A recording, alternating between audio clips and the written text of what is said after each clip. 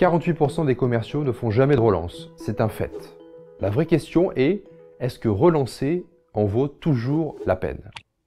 D'après notre expérience et notre data interne chez LeadCamp, 70% de nos réponses proviennent du 2e au 4e email de relance. Donc sans aucun doute, je dirais oui à 100%. Bien qu'il n'y ait pas de modèle unique pour écrire une séquence de prospection par email, il y a quelques règles sur lesquelles vous pouvez compter pour faire bouger les choses. Chaque séquence de prospection par email devrait comprendre au moins ces 3 étapes. 1.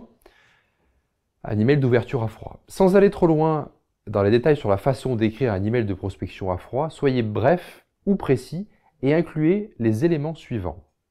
1. Attirer l'attention. 2. Expliquer pourquoi vous leur tendez la main. 3. Énoncer ce qu'ils en retireront.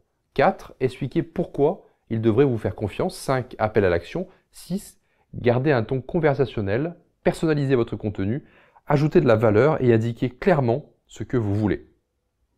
En plus de ce premier contact, il est toujours bon de réchauffer un destinataire d'un email froid avec une demande de contact LinkedIn personnalisée.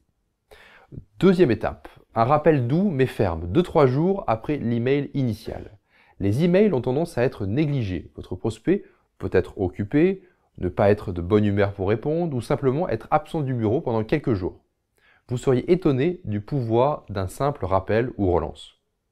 Mais ne vous répétez pas. Suivez le même fil de discussion et demandez-leur simplement s'ils ont vu votre courriel précédent, s'ils ont eu l'occasion de réfléchir à votre offre, etc.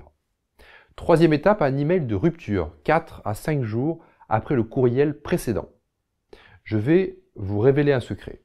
Sérieusement, c'est la formule pour un email de rupture qui obtient à chaque fois une réponse à coup sûr. La question est, entre guillemets, qu'est-ce qui peut vous faire changer d'avis? Essayez d'utiliser cette phrase comme sujet d'email ou comme partie de votre sujet et demandez-leur dans votre texte s'ils peuvent vous indiquer quelques éléments qui ont pu influencer leur décision. Pourquoi cette phrase est-elle si puissante? Cela fait réfléchir le lecteur à votre offre et aux raisons pour lesquelles il n'a pas voulu donner une réponse. Et soudain, quand ils commencent à taper leur réponse, ils n'ont plus l'air si convaincus que ça.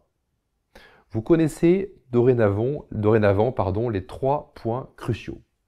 Si vous ne souhaitez pas vous casser la tête à écrire ce type de séquençage d'email, ni à avoir à relancer ses prospects manuellement, et encore moins vous fatiguer à chercher le bon interlocuteur, alors échangez avec l'un de nos consultants et regardons ensemble si LeadCamp peut être potentiellement adaptable à votre entreprise en cliquant sur le lien dans la description de cette vidéo. Je vous retrouve de l'autre côté. À votre succès.